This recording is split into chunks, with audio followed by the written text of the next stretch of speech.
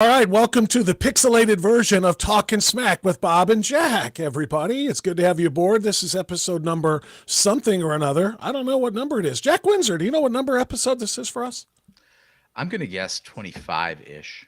25-ish. Yeah, Okay. somewhere Yeah, in we'll that get in that ballpark. range. Yeah, I don't know. We should probably keep track of that. It's some of the podcasts actually show right up in the corner of the screen what number of podcast it is in a series, and I was looking up there and ours doesn't show that. We'll have to figure that out. But welcome to episode whatever, Talking Smack with Bob and Jack. We have a new format tonight. We are going to start cranking out Talking Smack by the half hour rather than the hour. We're going to start to make it a little tighter, a little more crisp, a little bit more to the point. And Jack, I think it's a great idea, and I'm glad we're going to do that today because we're going to use every single minute we have with our guest.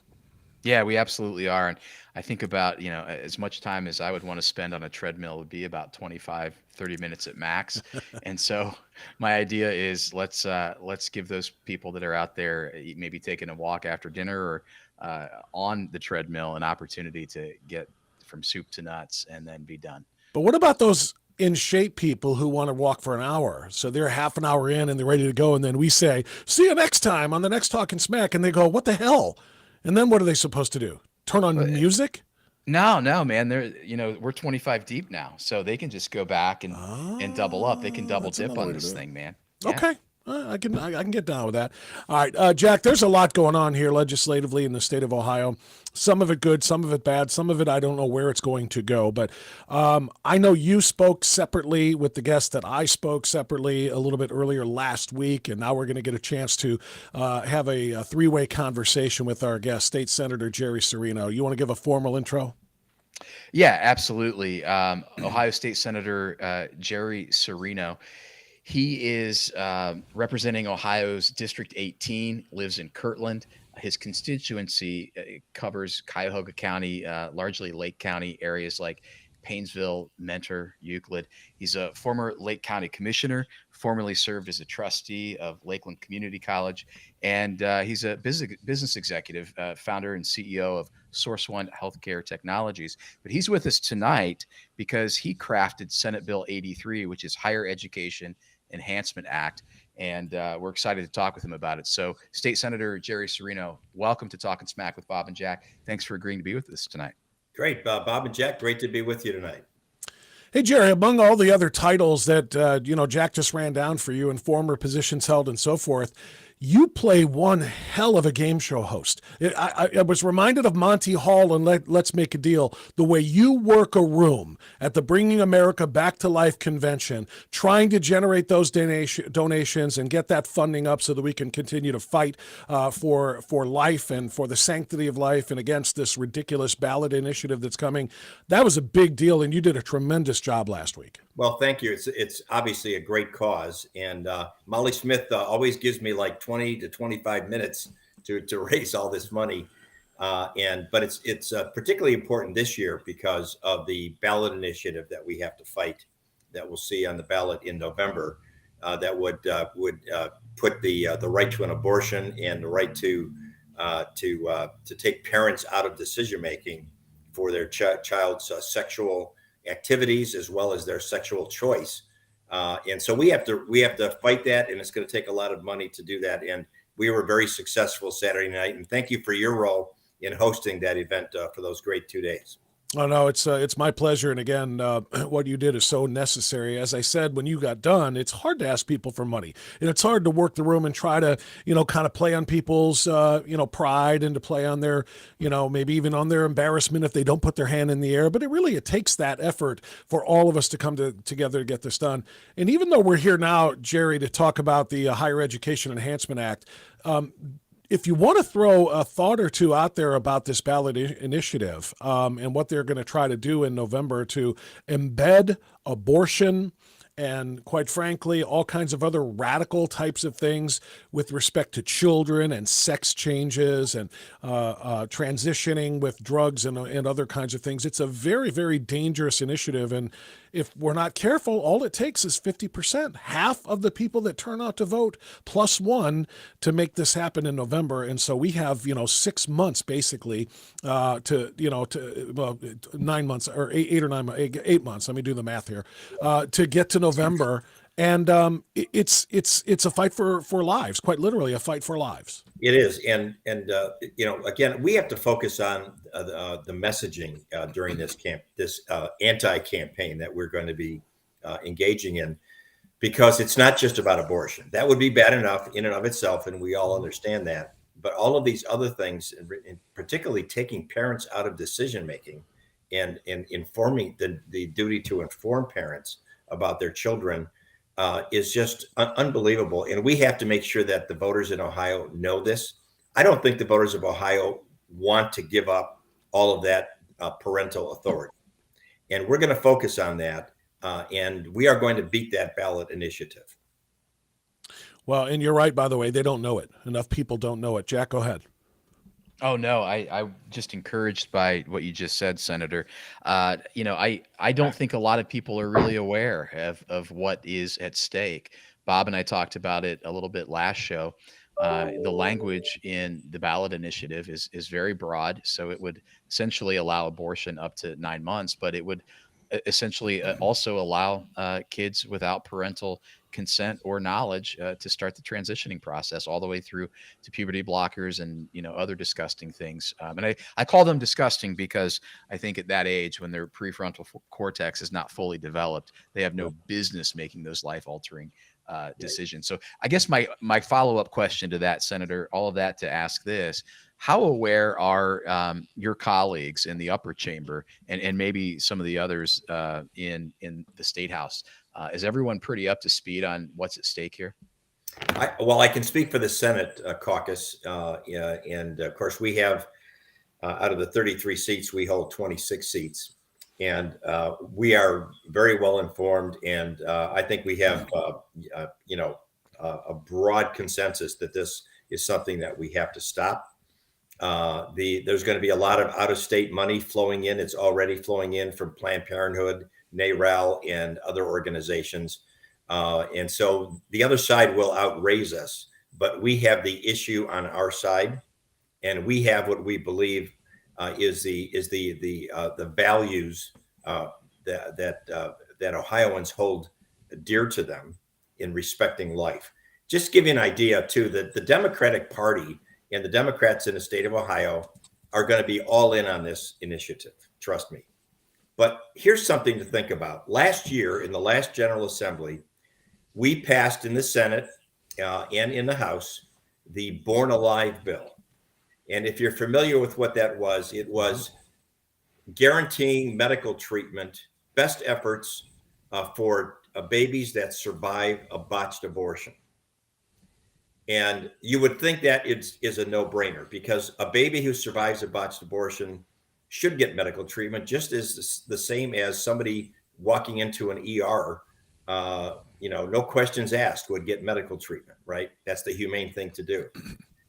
Every Democrat in the Senate voted against the Born Alive bill. We passed it anyway because we didn't need their votes. But this is how extreme these folks are, the Democratic Party in total, and they are going to be all in to ensconce these new rights that they believe should be in the Constitution. And we're going to have to take this very seriously, and we're going to have to fight very hard to make sure that they do not win in November. Well said. Let's pivot over to this act, the Higher Education Enhancement Act. And if you don't mind, maybe let's just take a minute and talk about each of the bigger components of that bill, and let's start with something that is, I think, tangentially related to what we just talked about. I would put that all under the umbrella of the LGBTQ activism, movement. Let's talk about diversity, equity, and inclusion. What does your bill say about diversity, equity, inclusion in state colleges and universities? Well, first of all, we already have in federal law Titles 9 and Title 6 that protect against discrimination. And let's make it clear. And I've been doing interviews since last Wednesday, and did several today as well. And we have certainly shaken things up and gotten a lot of reaction on this issue. And I've been out explaining that I'm not for in any kind of discrimination against people for their race, religion, beliefs, how they look, etc. And there are adequate protections in place without having to put this DEI infrastructure together in our universities and community colleges, which are, number one, costing a lot of money. And I don't believe they're necessary and don't really accomplish anything. In fact, what they actually do is create an environment that produces other discriminations, and it avoids what I call intellectual diversity, which is what ought to be going on in our campuses, to allow students to, examine the facts, learn how to analyze and make decisions on policies or cultural issues on their own, teaching them how to think and how to arrive at conclusions instead of teaching them what to think. And this DEI business is not something that is going to have a positive outcome. This bill is a course correction to our universities and community colleges in order to protect the students and to protect the credibility of the institutions themselves. You know what, Senator? I'm glad you phrased it that way. And this is a little bit redundant for you and me because we talked about this, and I talk about it all the time on my radio program. What DIE does is it literally supports and enforces discrimination. It's just that it's discrimination against somebody other than the quote unquote marginalized groups that they want to quote unquote include to make feel, inclusive and diversified and so on and so forth. And that's the problem here. By pushing diversity, particularly of skin color, particularly of ethnicity or sexual proclivity or a sexual identity, by pushing those things and that diversity, you are literally telling the majority group, your views don't count. And if you don't go along with this, and if you don't support this, this language, this shifting of language, calling boys, girls, girls, boys, pronoun shifting, plurals and singulars and words that don't even exist that we're going to make up. If you don't do all of this, if you don't support that for the purposes of diversity and making people feel included and equity, then you are the one who is going to pay the price. Students get ostracized. Students get made to feel like they are less than. Students get sometimes disciplined, within their files, told they can't be a part of groups. If you're a female and you don't want to share a locker room or a shower room, much less a restroom, but a shower room and a locker room with a biological male, you're told get off the team. All of these things, Senator Cirino, are discriminatory against the traditional, normal male, female, binary that human biology says exists. And there are really two other things, Bob, that and Jack, that really motivated me to develop this bill, which I've been working on for a very long time, doing lots of research. As you read in the bill, it's a very complex bill covering quite a few different subjects. But there are two aspects of higher education, and let it be clear that I am absolutely a supporter of higher education. I asked for this committee assignment, and I was vice chair of the committee for the last 2 years, the previous 2 years, and I campaigned on access, quality, and affordability of higher education for two reasons primarily. One is, let's just look at it from an economic standpoint. If, Ohio, we are very delighted to have Intel coming, and we're happy to have Honda expanding and lots of other companies that are coming here. It's good for our economy. One of the things we have to do is make sure that we provide for them the workforce that they're going to need. And this workforce better be trained with the best possible skills that our universities, community colleges, and technical colleges can deliver to them. If we're getting our students focused on being a part of groupthink and not to think for themselves, not learning how to analyze policies and so on, they're not going to be the type of quality workers that these companies are looking for.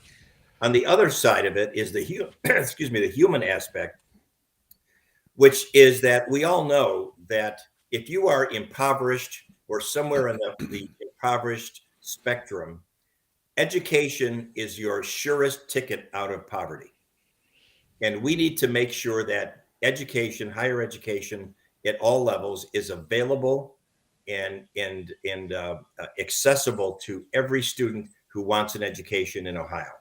And so this is not to constrain higher ed. This is not to slap them on the hand. It's to say, let's remember this is all about the students. That's why these institutions exist. And the state is paying a lot of dollars, hundreds of millions of dollars to support these institutions. We definitely have a seat at the table in making sure they're doing it right. Excellent. State Senator, one of the things that jumped out of your bill to me was this requirement for a history class. And specifically, courses would have required reading that would include the Constitution, the Declaration of Independence, a minimum of 5 essays from the Federalist Papers, the Emancipation Proclamation, Gettysburg Address, letter from Birmingham jail written by Dr. Martin Luther King Jr. To what you just said, I can just hear the opponents of this bill saying, look, if you want an educated workforce, if you want to attract the best and the brightest, then we have to be all about diversity, inclusion, and equity. And why in the world are we going to teach on American history? What would you say to that? Why is that in this bill? One of the things that I do twice a year is, and it's probably one of the most fun events I go to, is the swearing in of new citizens. And it's done every year in Lake County at President Garfield's home in Mentor. It's an outdoor event typically, and anywhere from 30 to 50 or 60 individuals from all over the world come in, they get sworn in, we get a chance to speak, we shake their hands, we talk to them. All of these people have passed the immigration exam, American government exam, right? And I recently took a look at the test, and they vary the questions certainly, so nobody can get a heads up on what the questions are going to be. But I took the test. Fortunately, I scored 100 on it. But I've been very involved in government activities and have always loved history. I read a study after I did the last one, and it was something like less than 40% of Americans would pass that test. Wow. The test that we require immigrants to take and pass before they can get citizenship here. So it kind of struck me and planted a seed that, you know what, I've talked with a lot of millennials. They don't seem to know much at all. Unless they were studying government or politics, they have no clue about our founding documents, about our history. And when I talk about history, I understand and I stipulate that we need to talk about the good, the bad, and the ugly. Okay, we have all three in our history, right? But we've also, unlike any other culture or country in the world, we have dealt with it over time. Yes, it took too long. Slavery, segregation, any kind of discrimination should never have existed. But we had it and we worked through it. And I thought we were making great progress in this country for sure.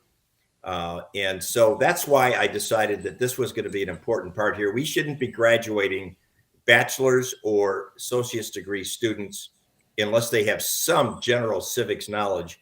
And a 3-hour course is really just one course in most places.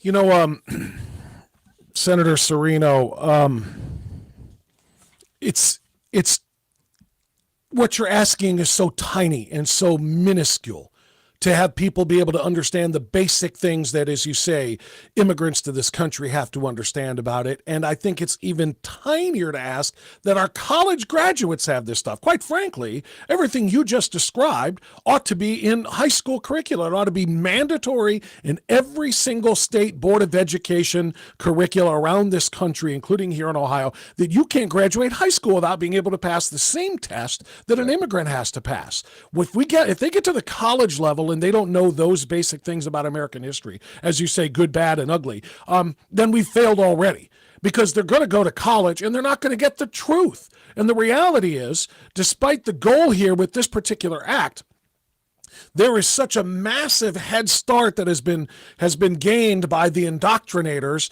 and the ones who want to teach and preach and use DIE to advance their political agendas, and the ones who want to use CRT and then claim, oh no, we're just talking about the ugly history of racism and slavery and Jim Crow in America. That's not what CRT does. CRT doesn't teach slavery. We were already teaching slavery. We were already teaching the Civil War. We're already teaching Jim Crow. But what CRT does, as you know, is a Marxist tool to separate people by the oppressed and the oppressors.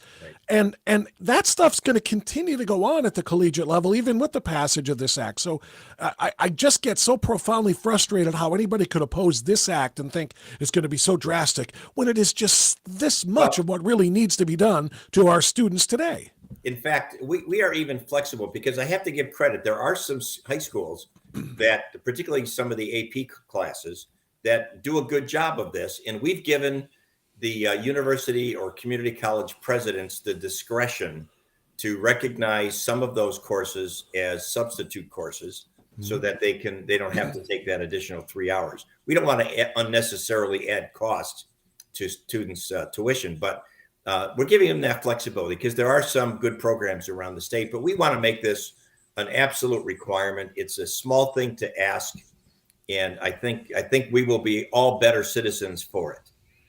You know, it's interesting to me, Senator. Oh, Bob, go ahead. Did you have another question? Oh, no. I was just sighing heavily because, instead of it being a part of some AP courses, Senator, it ought to be required even in remedial courses. If you can't learn American history to a satisfactory level, even if you're in the remedial course, path, then you don't get to graduate. And if you don't get to graduate, then you don't get to go to college. I just think that is so important, and it shouldn't be AP only, and it sure as hell should not be only at the collegiate level, but I'm a stickler for that. Go ahead, Jack. Well, Senator, Bob and I were talking before we came on air tonight about slavery. We were talking about American history, and we were talking about the hypocrisy related to present day China. And your bill contains some language around banning Chinese contracts with universities and colleges with other Chinese entities or China entities. And of course, the minute that you mention that, the opponents start talking about how that is xenophobic and has nothing to do with Chinese people. It has everything to do with the communist regime of China. So tell our viewers and our listeners about that Chinese contract ban and why you put it in and what that looks like. Well, it's amazing, because since I introduced the bill last Wednesday, there's been a lot of social media and lots of emails coming into to my office, certainly.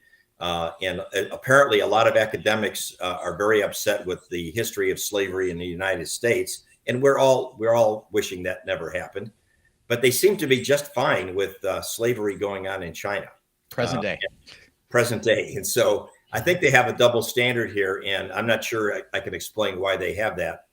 They're academics, and they should be engaging in much more thoughtful analysis of the situation comparatively. But that's another story. If you look at a year ago, when Russia invaded the Ukraine, companies walked away from Russia. McDonald's abandoned their stores, and many businesses just stopped doing business.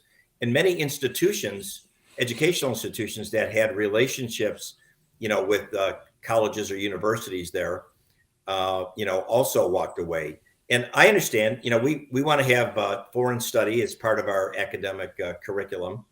And many of our, Kent State has a campus in Italy, and many campuses have foreign relationships with colleges and universities, and that's fine. I think that's great.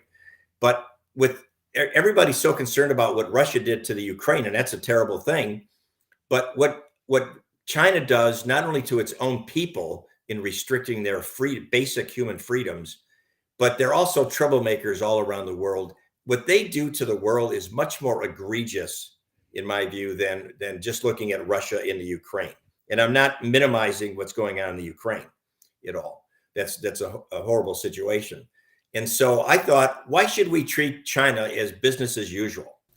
In my business career, I did a lot of business in China, and I was very, very knowledgeable of their theft of intellectual property. Their laws there is no adjudication process when you catch them stealing your intellectual property. They use slave labor. They don't have personal freedoms. Their students and their children, their TikTok is different than our TikTok here. They do not want their children exposed to TikTok and using it the way the kids in America do, apparently. And so it just seemed to me like, what, enough is enough. Communist China, the People's Liberation Army, and all of their institutions, they're all controlled by the Communist Party.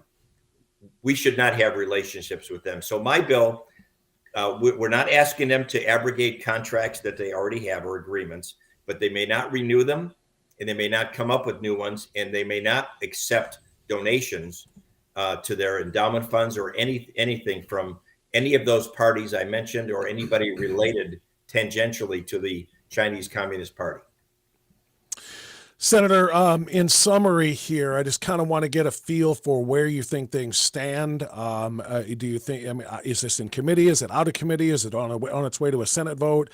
Do you think there's going to be much objection to this in either chamber before it goes to the governor? What are your thoughts? Well, we're starting hearings the day after tomorrow. On Wednesday in my committee, we have what's called sponsor testimony. So I will actually be providing sponsored testimony in my own committee. That's just how it worked out.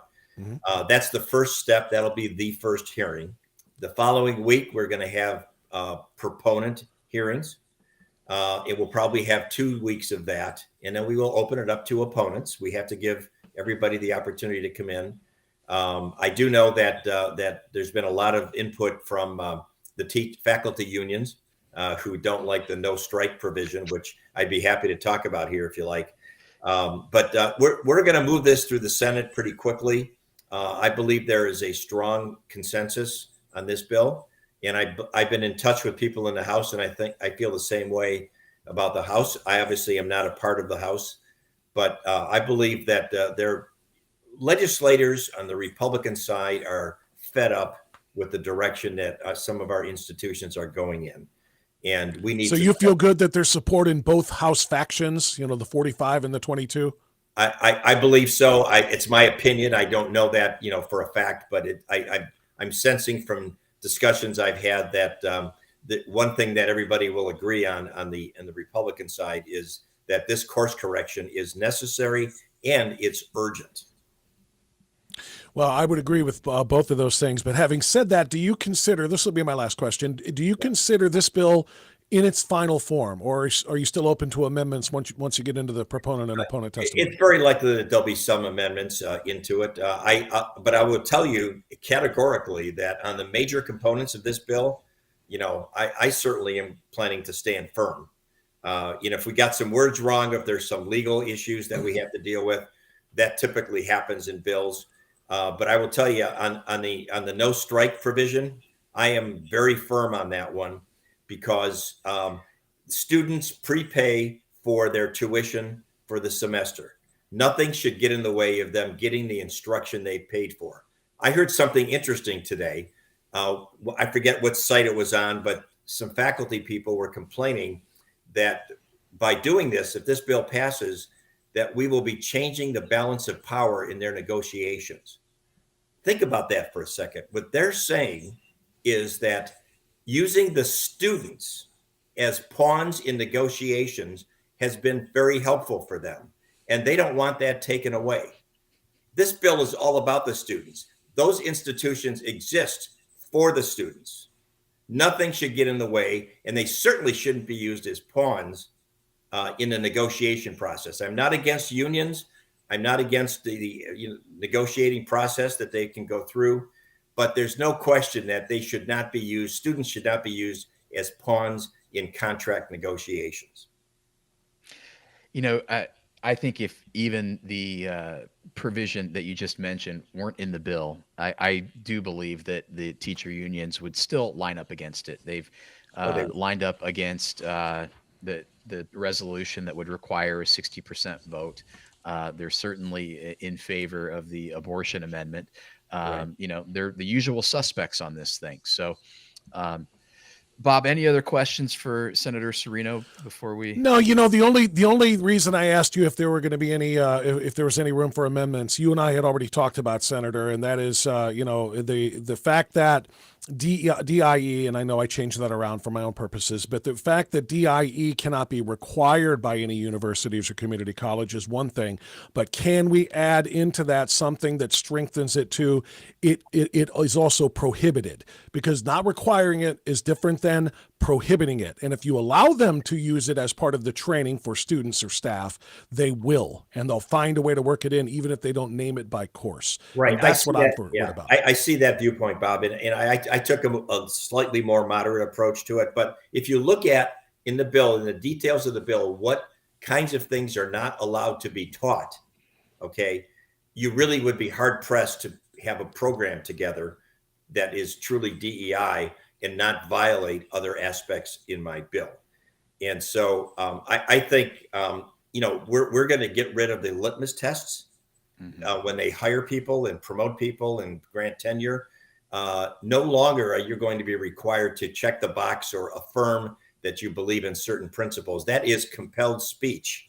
And yes, we have to protect that. Excellent. Yes, it is. Very, very important, that litmus test. There's a ton to love about this bill. And the reason I asked you if you had support on both sides in the House is I don't want to have to count on Democrat votes. I don't want to have to count on them. We know how they feel about the unions, the control there. I don't want to have any of your handful of Democrats in the state Senate or any of the 32 or whatever it is on the House side need to vote for this in order for it to go through. We needed to get through quickly. And then when we're done immediately, if I may be so bold, I would say get to work on the high school component of it. The exact same thing, but in our high schools and our middle schools. So the kids aren't already warped and indoctrinated by the time they get to the university level. But that's another conversation. Okay. Senator Brenner is the chair of the K through 12 committee. And we've had lots of conversations. So I think he's got some ideas in mind, but I certainly don't want to speak for him. Well, perhaps we can all speak together one day about that, because that is obviously just as important as this bill, which is extremely important, Senator. Great. Well, thank you so much. I appreciate having the opportunity to explain this and how important it is to Ohio students and to Ohio's economy. Thank you, Senator. Could not agree more. Thank you, Senator. All right. Take care, guys. Thank you. You as well. All right.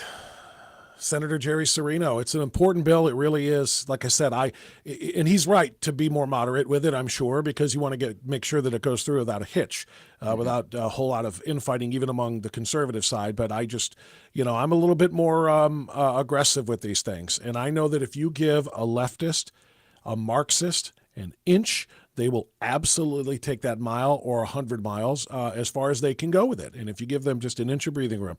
So this is a great start. But I think, Jerry, when I talked to him on the radio show, Jack, he said this is aspirational. This is the beginning. It's a first step. It's kind of a starter set of things we need to do to return education and teaching kids how to think and not what to think at the university level. So I am all for it. And I want to strengthen it and grow with it and add another layer to it the next time around. Absolutely. And the folks that are going to come out against this are the same folks that are going to come out against what we talked about at the beginning of the show, which is, the effort to get a ballot initiative that would require 60% to make sure that the abortion amendment does not pass. So those folks generally are the teachers' unions, and right. Government union money is flowing in. It's going to be a tide of money into the state of Ohio in the next several months. And so it's important for us to mention our sponsor, which is the Freedom Foundation. And the Freedom Foundation, if you go to thefreedomfoundation.com, you can learn more about them. They are the creators of Opt Out Today. That is the #1 tool that frees government union employees from union bondage. What does that mean? It means that they can stop having money taken out of their paycheck to support union initiatives with which they disagree. So check out thefreedomfoundation.com, and thank you, Freedom Foundation, for your generous support.